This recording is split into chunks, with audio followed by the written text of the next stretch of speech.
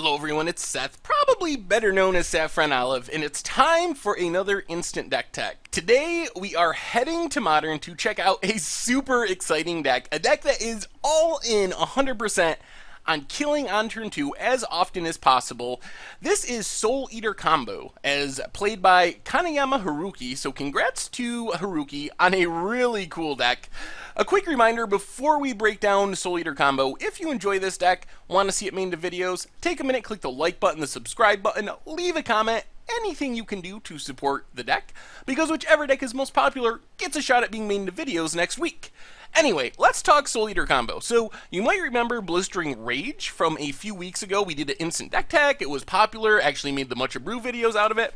This deck is sort of similar to Blistering Rage, except it is even more all-in on winning on turn 2. So this deck, its most important goal, its single-minded plan, is to have a Chancellor of the Tangle or Simian Spirit Guide in its opening hand along with a land, and Chancellor of the Tangle or Simian Spirit Guide allow the deck to make 2 mana on turn 1, because you tap the land for 1, exile the Spirit Guide, or you get 1 naturally just for having Chancellor in your opening hand, and then you use that mana to play one of your 2-drops, either Immolating Souleater or Kiln Fiend. And if you have those cards in your hand, so land, an additional mana source, and one of your 2-drops, you are very likely to have the right combination of cards to kill your opponent on the second turn.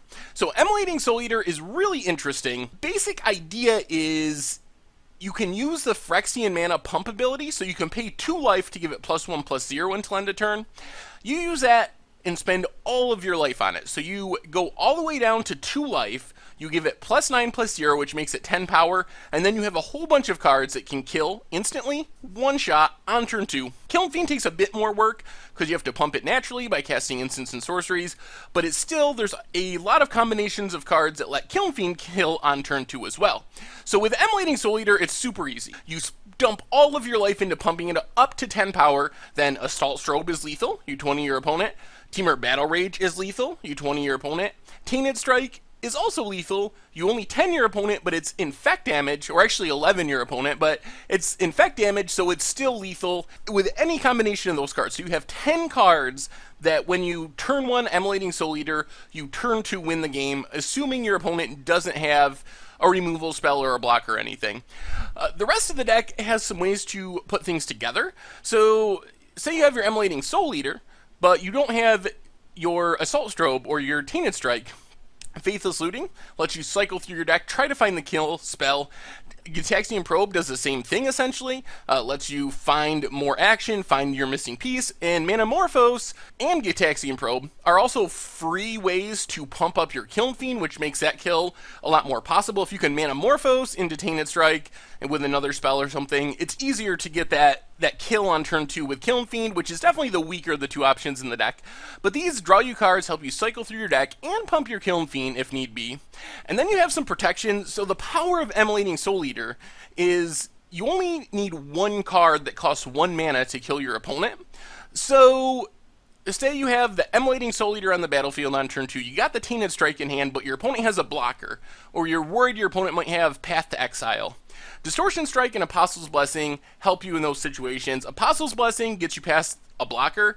Distortion Strike allows you to make your creature unblockable, so depending on what is happening, if you need to protect from removal, Apostle's Blessing is definitely better. Distortion Strike doesn't do that, but Distortion Strike works really well at getting past a blocker, and it's even cheaper. You don't have to pay the life from Apostle's Blessing. So these cards help facilitate the turn 2 kill, even through a little bit of disruption.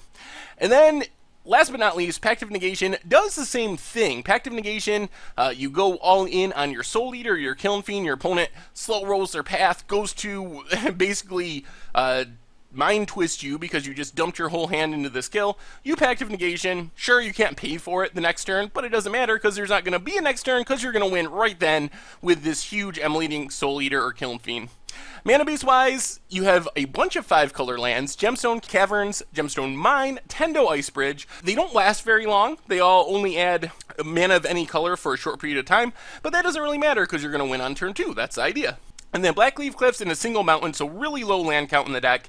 In the sideboard, you got another Gemstone Cairns, a Seachrome Coast. The deck has an interesting sideboard plan, which requires a Seachrome Coast for more blue mana. We'll get to that in a minute. Then you have more protection, Distortion Strikes if you're worried about getting past blockers, Apostle's Blessing to protect from removal, Solder Pact, Leyline of Sanctity, protect you from discard. And then the really cool part of this deck is it has an almost transformational sideboard plan where you can turn into a real deck. So say you don't think the plan of winning on turn 2 is realistic. Instead, you bring in Tarmogoyfs, Geist of St. Traphs, maybe Core Firewalkers, and instead of trying to win with one really fragile threat really quickly, you can win with powerful but resilient threats like Goyf and Geist of St. Traft. If you don't think you can win with the combo, you still have an interesting plan B of going to these really resilient, powerful threats in Goyf and Geist of St. Traft. Anyway, that is Souleater Combo for Modern. Deck is super insane, really interesting. Anyway, that has been our Instant Deck Tech for today. I hope you enjoyed it, and I will talk to you soon.